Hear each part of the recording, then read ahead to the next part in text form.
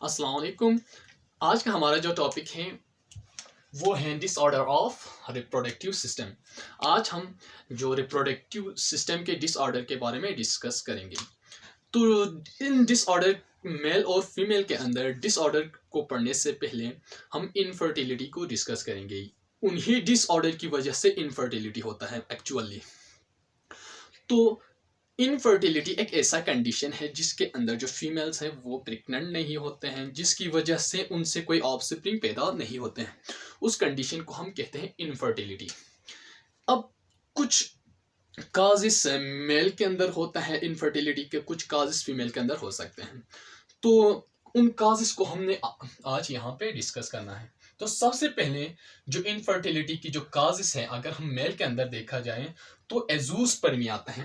एजूस्पर्मिया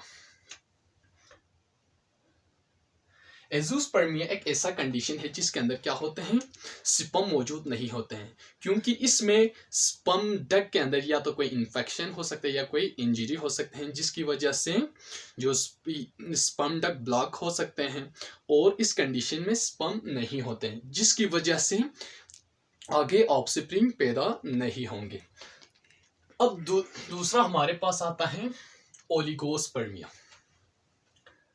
oligospermia ये mail के अंदर जो काजेस हैं। अब ओलिगोस्पर्मिया एक ऐसा कंडीशन है जिसके अंदर क्या होते हैं, जो मेल के अंदर नॉर्मल स्पर्म कितने होते थे हमने पहले डिस्कस किया था, 22 150 मिलियन पर ml, यानी कि पर ml सीमन के अंदर कितना होते थे, 20 to 150 मिलियन स्पर्म होते थे। लेकिन यहाँ पे ओलिगोस्पर्मिया में 20 मिलियन से अगर कम हो गया स्पर्म की नंबर तो हम उस कंडीशन को कहेंगे ओलिगोस्पर्मिया।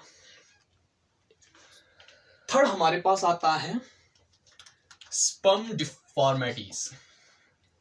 अब स्पर्म डिफॉर्मिटीज के अंदर क्या होता है, स्पर्म की स्ट्रक्चर के अंदर या शेप के अंदर कोई चेंजेस आना, जिसकी वजह से वो आगे जाके एग को फर्टिलाइज ना कर सके। उस कंडीशन को, उस चेंज को स्पर्म की जो शेप में, उसको हम कहते हैं स्पर्म डिफॉर्मिटीज। अब चौथा आता है हमारे पास autoimmune disorder. Autoimmune disorder में हमारे पास क्या आते हैं, ऑटो इम्यून सिस्टम एक ऐसा कंडीशन है, इसमें मेल के अंदर जो स्पर्म प्रोड्यूस होता है ना, स्पर्म,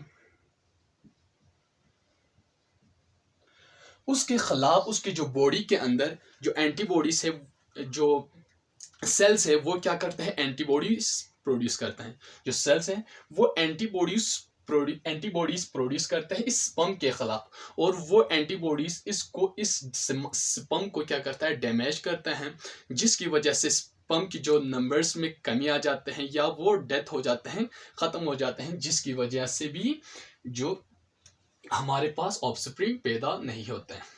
अब ये सारे जो कंडीशन था इनफर्टिलिटी का, वो किसके अंदर था, मेल के अंदर।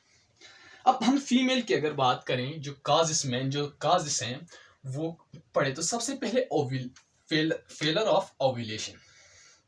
फेलर टू ओव्यूलेट मीन्स यहाँ पे ओव्यूलेशन का प्रोसेस नहीं होता है, यानी कि जो फॉलिकल्स है वो मैच्योर नहीं होते हैं और वो उससे एग की ओव्यूलेशन का प्रोसेस नहीं होते हैं। इसका मतलब ये हुआ हाइपोथैलेमस से कोई हार्मोन्स रिलीज नहीं हो रहे और वो आके पिट्यूटरी पे नहीं लग रहे, और पिट्यूटरी से FSH हार्मोन, हमारे पास जो FSH हैं वो रिलीज नहीं हो रहे। अब ये FSH हार्मोन क्या करते हैं, फॉलिकल्स को ओवरी के अंदर, यहाँ पे आके ओवरी के अंदर क्या करते थे, बहुत सारे फॉलिकल्स मौजूद होते हैं, फॉलिकल सेल्स, उसको स्टिमुलेट करते हैं, ब्लड के थ्रू आते हैं, आके इसके अंदर जाके जो फॉलिकल्स हैं उसको स्टिमुलेट करके उसके अंदर मौजूद एग को क्या करते थे, मैच्योर करते थे। लेकिन इस कंडीशन में, जो फेलर टू ओव्यूलेट कंडीशन में क्या होते हैं, जो FSH हार्मोन रिलीज नहीं होते हैं, जिसकी वजह से क्या होगा, ओव्यूलेशन का प्रोसेस नहीं होगा हमारे पास। अब सेकंड आते हैं हमारे पास ब्लॉक्ड ओविडक्ट। ये क्या है हमारे पास, ओविडक्ट, या इसको फेलोपियन ट्यूब भी कहते हैं। अब ये ब्लॉक हो सकते हैं, यहां से इस तरह ब्लॉक हो सकते हैं, जिसकी वजह से क्या होगा, यहाँ पे जो हमारे पास एक निकल के आते हैं ओव्यूलेशन के प्रोसेस से स्पर्म डक्ट के अंदर, या यहाँ पे इसके फेलोपियन ट्यूब के अंदर, इस पे क्या होता है, यहाँ से स्पर्म आया, आने के बाद यहाँ पे जो एग है वो भी निकल के यहाँ पे ओविडक्ट के अंदर आया है, लेकिन ये दोनों यहाँ पे ब्लॉकेज होने की वजह से, ठीक है, यहाँ पे ब्लॉकेज होने की वजह से क्या होगा, एक दूसरे से नहीं मिल सकेगा, ठीक है, जिसकी वजह से भी क्या होगा, इनफर्टिलिटी हो सकते हैं। अब यहाँ हमारे पास तीसरा है यूटेरस डैमेज। अब यूटेरस डैमेज के अंदर ये हो सकते हैं, इसके अंदर जो यूटेरस के अंदर जो इंडोमेट्रियम के अंदर बहुत सारे फाइब्रॉइड्स लाइक स्ट्रक्चर की ग्रोथ हो सकती है। अब यहाँ पे बहुत सारे जो फाइबर्स लाइक स्ट्रक्चर की ग्रोथ की वजह से क्या होगा, यूट्रस के अंदर डैमेज आ सकते हैं, खराबी आ सकते हैं, जिसकी वजह से भी इनफर्टिलिटी आ सकते हैं फीमेल्स के अंदर, यानी कि कोई ऑफस्प्रिंग पैदा नहीं कर सकेगा, क्योंकि यहाँ पे क्या हो रहा है, यूटेरस की एंडोमेट्रियम के अंदर क्या आ रहे हैं, कुछ फाइब्रॉइड यानी कि फाइबर्स लाइक स्ट्रक्चर की ग्रोथ की वजह से ये यूटेरस के अंदर डैमेज हो सकते हैं। अब चौथा हमारे पास है सर्विकल म्यूकस डिफेक्ट।